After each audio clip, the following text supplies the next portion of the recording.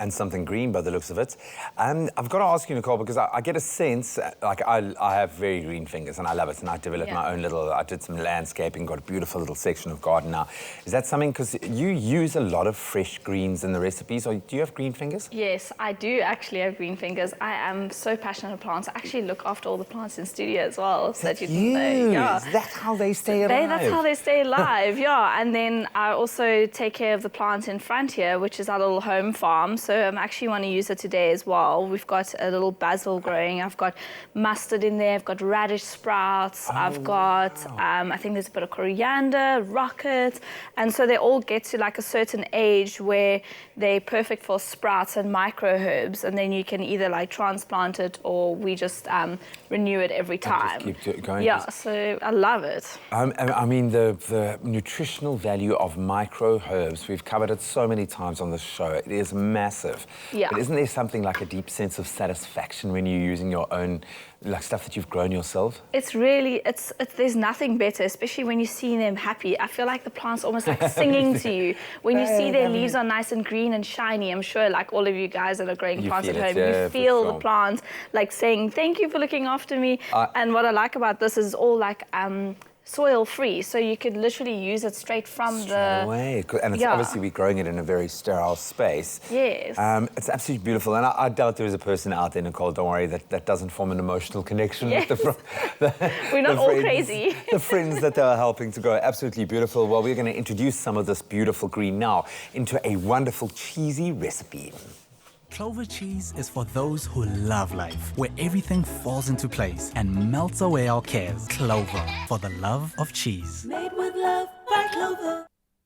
For the love of cheese, and there's a lot of love for cheese in this place, more than just a simple bowl of pasta. Our Clover Feta and Broccoli pasta is a quick and simple dinner bursting with herby, fresh flavours. Now, Nicole is going to show us how fuss-free this quick dinner can actually be.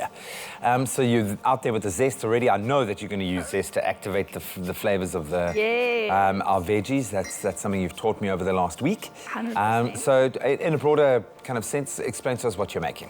Okay, so I'm going to be making a pesto. So you can see the beautiful pasta is coated in like this green sauce there with the feta on top. So your pesto is consisting with a little bit of lemon zest, because I feel like lemon, broccoli and cheese, it's just so very beautiful special flavor combo. profiles. Sure. Yeah. So we're going to put some lemon juice as well for that beautiful zing. I don't want to go too crazy with the lemon, because you also have a beautiful tang from the feta as well. So I'm going to add that to the sauce as well with our broccoli.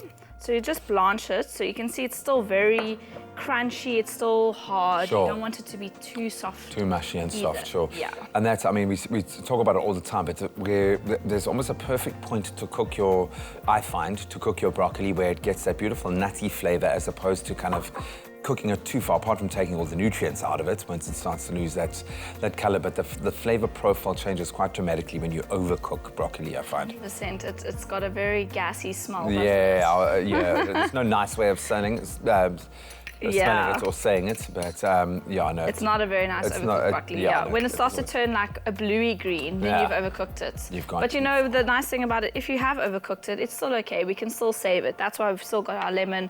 We're going to add our garlic. We're going to add some beautiful extra virgin olive oil in here as well.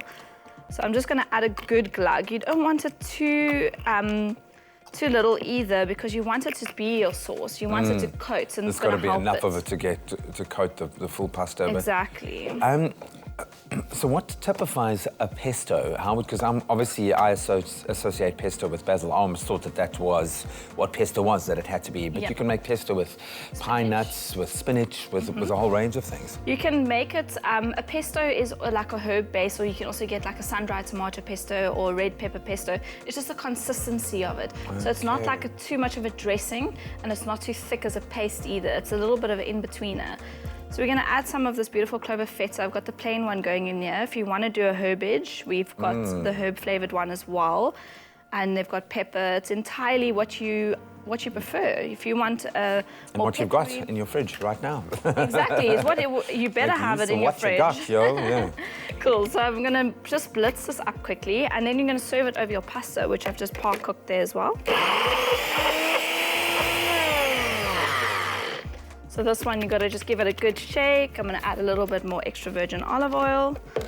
So you want, that's the nice thing with the pesto, is you want to play with the consistency and the seasoning. You don't go too crazy on the salt, because that beautiful salt flavor is going to come from the feta.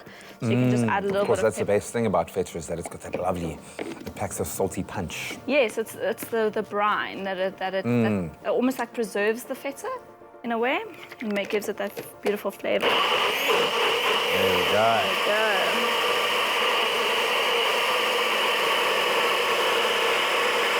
Now we're winning at life. Winning green, like Okay. we've been doing a lot of green lately, and it's just Yeah, I was so going to say, was that amazing. intentional, or is it just, how does that happen? Well, everything's in season now, Graham. So, like, green is your winter veg. You got your growing. If people have been growing at home, they would have seen your spinaches are in Which season. clearly they have. I'm so impressed with the amount of Exactly. people that are growing over lockdown. Yeah, you got your spinaches are in, your collies and your broccoli are in, your winter squash and veg are also in. That's all growing season now. So what you do is you just give this a good toss. If you want to toss this, I even had an afterthought of this over roasted cauliflower. So you got your broccoli with your roasted cauliflower. I think that could be a quite and combination. I'm roasting cauliflower like almost every night in varying ways. Yeah. Last night, cut them into big cross sections like that. Yeah.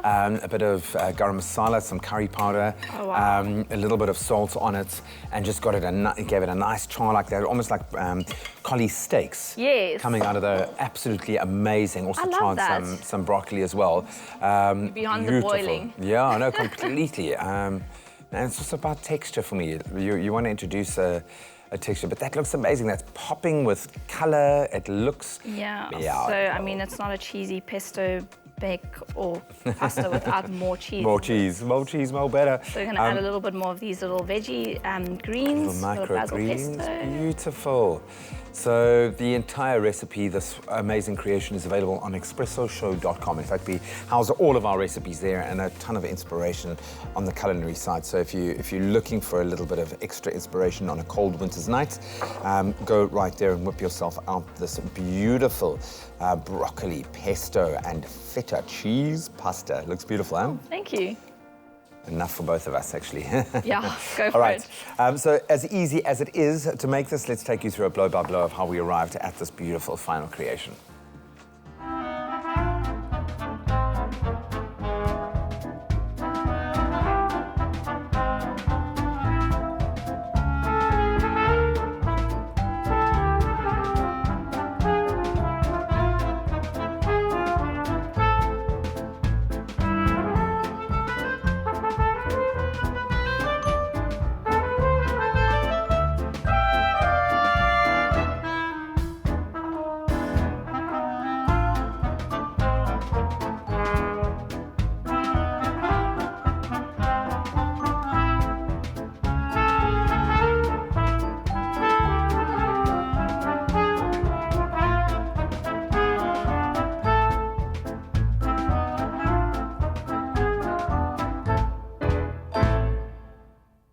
Made with love by Clover.